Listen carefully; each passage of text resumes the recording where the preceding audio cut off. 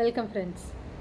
போன வாரம் என் சர்ச் முடிஞ்சிட்டு சர்ச்சில் இருக்கிற 2 சகோதரிகளோட மதியம் ரொம்ப லேட் ஆனதுனால சாப்பிட்றதுக்காக நாங்கள் ஒரு ஹோட்டலுக்கு போயிருந்தோம்.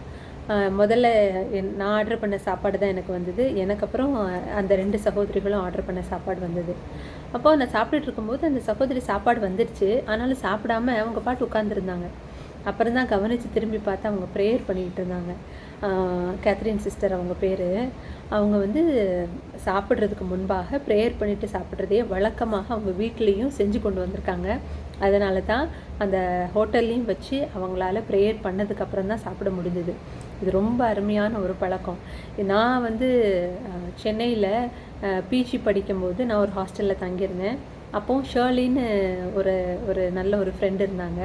அவங்க நைட் ஷிஃப்ட்டு தான் போயிட்டு வருவாங்க. போயிட்டு வந்து காலையில் பயங்கர தூக்கத்தோடு ரொம்ப டயர்டாக வருவாங்க.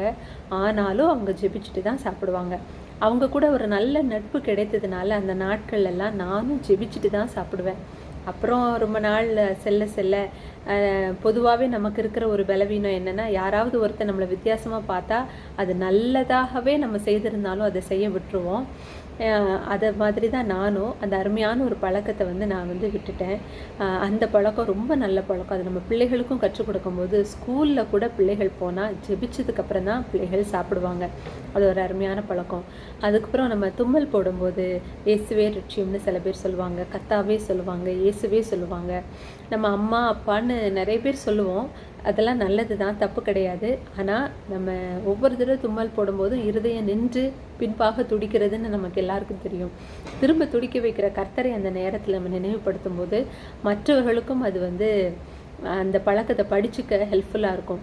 நீங்கள் மத்தேயு 26 73வது வசனம் பார்த்தீங்கன்னா, அங்கே நின்று கொண்டிருக்கிறவர்கள் சொல்கிறாங்க பேதுருவை பார்த்து, மெய்யாகவே நீயும் அவரோடு இருந்தவர்களில் ஒருவன் நான், உன்னுடைய பேச்சு வெளிப்படுத்துகிறது அப்படின்னு. அப்போது ஒருத்தர் கூட நம்ம ஜாஸ்தியாக டைம் செலவழிக்கும் போது அவங்களோட குவாலிட்டிஸை நம்ம என்ன செய்கிறோம், நம்மளையே அறியாமல் உள் வாங்குகிறோம். அப்படி தான் பேதுரு இயேசு கிறிஸ்துவை போல் பேசினாராம். அப்போது நாம் அந்த பழக்கத்தை நம்ம தொடர்ந்து செய்கிறவளாக இருந்தால் நம்ம சுற்றி இருக்கிற ஜனங்கள் நம்மை போல தேவ நாமத்தை படித்துக்கொள்ள ஏதுவாக இருக்கும். இன்னொரு காரியம், ஏதாவது ஒரு சம்பவம் கேட்கும்போது அச்சச்சோ அப்படி ஆயிடுச்சா, அடக்கடவுளே, தலையில் அடிச்சுக்கிறது இப்படிலாம் செய்யாமல் நம்ம கர்த்தாவே அந்த ரியாக்ட் பண்ணும்போது கூட நம்ம வந்து அதில் வந்து தேவனை நம்ம வந்து கூப்பிடும்போது அந்த காரியத்தோடைய அந்த தன்மை வந்து நமக்கு வந்து லெகுவாக இருக்கும் எடுத்துக்கொள்ள.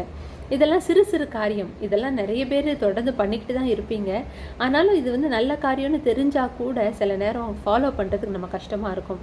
அதனால் இனி நம்ம வந்து குடும்பத்தில் சாப்பிடும்போதோ இல்லை வெளியே போய் சாப்பிடும்போது கூட நம்ம வந்து ப்ரேயர் பண்ணிவிட்டு 1 செகண்ட் ஒரு தடவை கண்ணை மூடிட்டு 1 செகண்ட் ப்ரேயர் பண்ணுறதுல ஒன்றும் பெரிய தப்பு இல்லை. மற்றவங்க என்ன நினச்சாலும் பரவாயில்லன்னு சில நல்ல பழக்கங்களை நம்மக்கிட்ட இருந்து விடவே கூடாது. தும்மல் போடும்போதும் சரி, சாப்பிடும்போதும் சரி, சில காரியங்களை நீங்கள் கேள்விப்படும் போதும் சரி, தேவனை கூப்பிடுங்க.